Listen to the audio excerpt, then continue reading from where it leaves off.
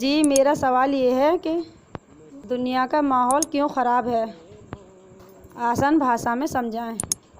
اچھا سوال کیا ہے کہ دنیا کا ماحول کیوں خراب ہے۔ دیکھیے ہم کس بیس پہ کہہ رہے ہیں اس بات کو، برائی کی وجہ سے، اور برائی کو پھیلانا شیطان کا کام ہے۔ برائی پھیلانا شیطان کا کام ہے۔ شیطان ہمیں دکھتا نہیں ہے، ہمارے اندر ہے۔ جو ہمارے من میں برے خیال ڈالتا ہے وہ شیطان ہے۔ برے خیال شیطان کی طرف سے آتے ہیں، اچھے خیال اللہ کی طرف سے آتے ہیں۔ تو اپنے عیبوں پر پردہ ڈال کر ہر انسان کہہ رہا ہے کہ زمانہ خراب ہے۔ اپنے عیبوں پر پردہ ڈال کر ہر انسان کہہ رہا ہے کہ زمانہ خراب ہے۔ زمانہ ہم سب نے خراب کرا ہے۔ ہم اپنے آپ کو سدھاریں، اپنے عیبوں کو دیکھیں، دوسرے کے عیب نہ دیکھیں، دوسروں کی اچھائی دیکھیں، دوسروں کی غلطیاں معاف کریں، دوسروں کی غلطیاں نظر انداز کریں، اپنے عیب دیکھیں، تو انشاءاللہ اللہ نے چاہا تو زمانہ ٹھیک ہو جائے گا۔ ہر انسان کو پتہ ہے کہ سچ بولنا اچھا کام ہے اور جھوٹ بولنا برا کام ہے۔ اللہ کی عدالت میں کوئی انسان یہ نہیں کہہ سکتا کہ جو مجھے تو معلوم ہی نہیں تھا کہ سچ بولنا اچھا کام ہے، جھوٹ بولنا برا کام ہے۔ اللہ نے سب کو سمجھا رکھا ہے۔ اللہ نے اپنی بنائی ہوئی رچنا کے آدھار پر ہر انسان کو سمجھا رکھا ہے۔ اب جس کا علم، جس کا گیان اسے حرام چیزوں سے نہ روکے، برائی سے نہ روکے، وہ خسارے میں ہے، نقصان میں ہے۔ موت کے بعد وہ نقصان دیکھ لے گا۔ اور ہماری آنے والی نسلیں، بچوں کی نسلیں، بچوں کو اسلام کی صحیح شکچھا دیں اور انہیں رشتوں کا صحیح مطلب بتائیں۔ ماں باپ کا رشتہ جو ہے، ماں سے کیسا برتاوا کریں، باپ سے کیسا برتاوا کریں، بھائی بہن سے کیسا برتاوا کریں، پڑوسی کے ساتھ کیسا برتاوا کریں۔ اسلام دھرم میں ہر نیم بتائے گئے ہیں۔ تو بچوں کو اسلام کی صحیح شکچھا دو اور انہیں رشتوں کا مطلب، صحیح مطلب بتائیں تاکہ وہ پیار محبت سے رہ پائیں، آپس میں فساد نہ پھیلائیں، لڑائی جھگڑا نہ کریں۔ یاد رکھیں دنیا ایک بوال ہے، اس دنیا میں شیطانی ماحول ہے، اس دنیا کی ہر چیز دھوکہ ہے۔ اللہ کو راضی کرنے کے سوا اس دنیا میں ہر چیز دھوکہ ہے، جو موت پر انسان کو دکھ جائے گا جب یہ دنیا کی ہر چیز ختم ہوگی۔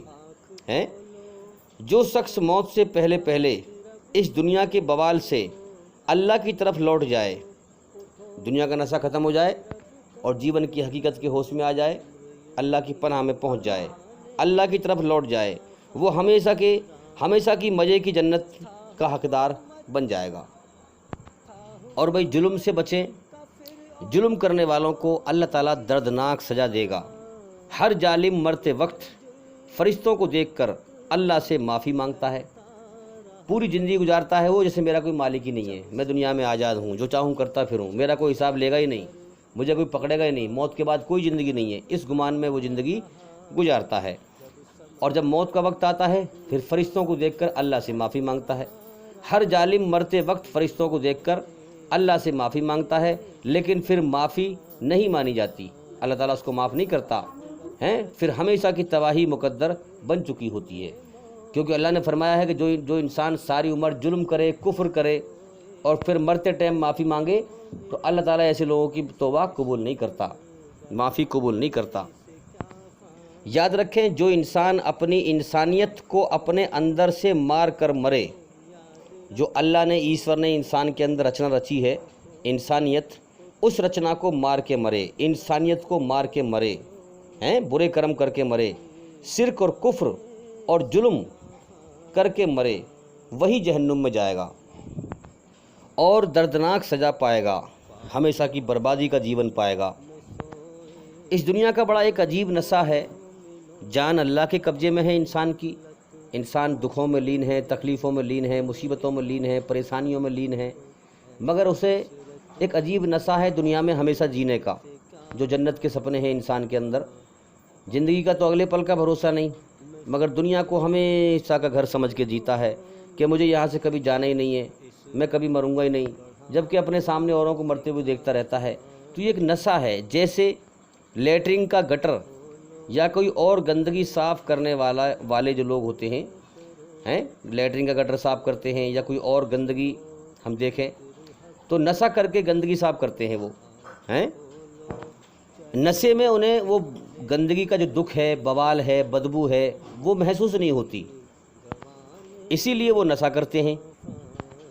تو گندگی کے گٹر میں، گندگی کے کمرے میں بغیر نشے کے کوئی رک نہیں سکتا۔ اسی طرح سے یہ دنیا دکھوں کا، تکلیفوں کا، بیماریوں کا، مصیبتوں کا، خطروں کا، گندگی کا، موت کا گھر ہے۔ تو اس دنیا میں لوگوں کو دنیا کا نشہ ہے، اسی لیے لوگ رہ رہے ہیں، اور انہیں جو ہے اپنی آنکھ سے دیکھ بھی رہے ہیں کہ لوگ ہمارے سامنے مر رہے ہیں، ہماری موت کبھی بھی آ سکتی ہے۔ لوگوں کو دیکھ رہے ہیں دنیا کے اندر ہاسپٹل بھرے پڑے ہیں، لوگ 100 کے 100% بیمار ہیں، کسی نہ کسی کو کوئی نہ کوئی بیماری ضرور ملے گی۔ یہاں دیکھ رہے ہیں لوگ کہ دکھوں کا گھر ہے، گندگی کا گھر ہے، مصیبت کا گھر ہے، موت کا گھر ہے، خطروں کا گھر ہے۔ دنیا کا نشہ ہے، پھر بھی انسان دنیا کو ہمیشہ کا گھر سمجھ کے جی رہے ہیں۔ اب جو انسان زندگی کی حقیقت کا پتہ لگاتا ہے، اپنے مالک پیدا کرنے والے کا پتہ لگاتا ہے، سچائی کا پتہ لگاتا ہے، تو ایمانداری پر چل کر ایماندار بننا چاہتا ہے، تو ایمان والے کا دنیا کے دھوکے کا نشہ اتر جاتا ہے۔ پھر اسے یہاں دکھ ہی دکھ اور گندگی ہی گندگی، موت کا گھر دنیا گندگی کا گھر دکھائی دیتی ہے، اسی لیے دنیا اس کے لیے پھر قید خانہ بن جاتی ہے۔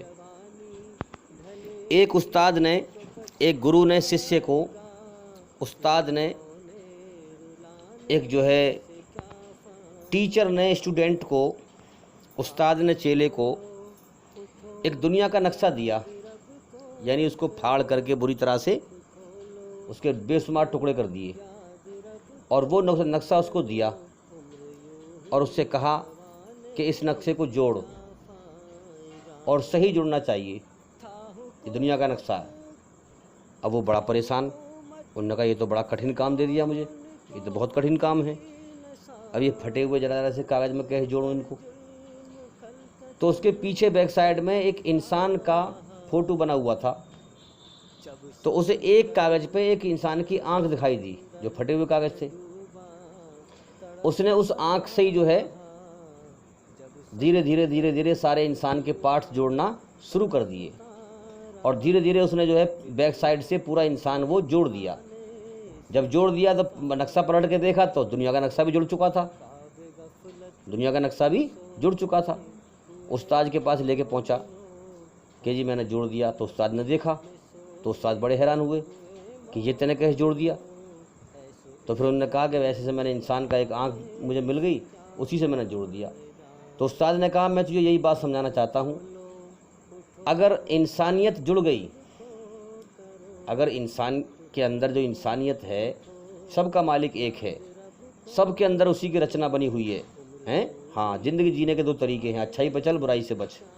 اگر سارے انسان جڑ گئے تو دنیا جڑ جائے گی پھر۔ تو میرے بھائیو یاد رکھیں، اصل جیون موت کے بعد ہے، یہ جیون امتحان ہے، یہاں ہمارا بنانے والا ہمارا امتحان لے رہا ہے۔ موت کے بعد جن لوگوں نے ظلم کیا ہے دھرتی پر، ان کے حصے کی بھی ویسی ہی سزا اللہ کے ہاں موت کے بعد تیار ہے۔ جیسے ظلم کر کے مرا ہے، اس کے حصے کی ویسی ہی سزا عذاب اللہ کے ہاں تیار ہے۔ اور جن لوگوں نے اچھے کرم کیے ہیں ان کے لیے بھی ویسا ہی انعام اللہ کے یہاں تیار ہے۔ رات دن لوگ مر رہے ہیں اور دیکھ رہے ہیں، اور جو مریں گے وہ دیکھ لیں گے۔ جو انسان جیسے کرم کر کے مرتا ہے، مرنے کے بعد اللہ تعالیٰ اس کے ساتھ میں ویسا ہی برتاوا کرتا ہے۔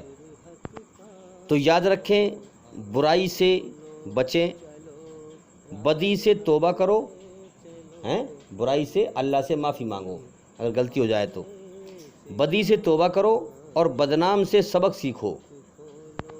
تو بھی دنیا کا ماحول اسی لیے خراب ہے کیونکہ ہم انسان اپنے آپ پہ کنٹرول نہیں کر پاتے، اور ہم برائی کی طرف لپکتے ہیں، شیطان کے کہنے میں آ کر چلتے ہیں۔ اس لیے ہم ہی لوگوں نے دنیا کا ماحول خراب کر رکھا ہے۔ اس لیے ہم اپنے آپ کو سدھاریں، یہ امتحان چل رہا ہے ہمارا، اصل جیون موت کے بعد ہے۔ برائی سے بچنے کے لیے جو آسمان پہ سے اللہ تعالیٰ کا قرآن مجید، قرآن کا گیان ہے، اسے حاصل کریں، جو قرآن آیا ہے آسمان پہ سے، تاکہ ہم برائی سے بچ سکیں۔ اسی لیے میں کہتا ہوں کہ ہمارے چینل کے اندر جا کر کے ایک ایک کر کے سبھی ویڈیو دیکھیں اور سنیں، تاکہ آپ جلدی سے جلدی اندھکار سے نکل کر روشنی میں آئیں، امید کرتا ہوں کہ سوال کا جواب ہو گیا، اور بھائی انشاءاللہ زندگی رہی تو پھر ملاقات ہوگی۔ السلام علیکم ورحمۃ اللہ وبرکاتہ۔ کہ اپنے رب کو جوانی میں بھولا ہے تو، کہ اپنے رب کو جوانی میں بھولا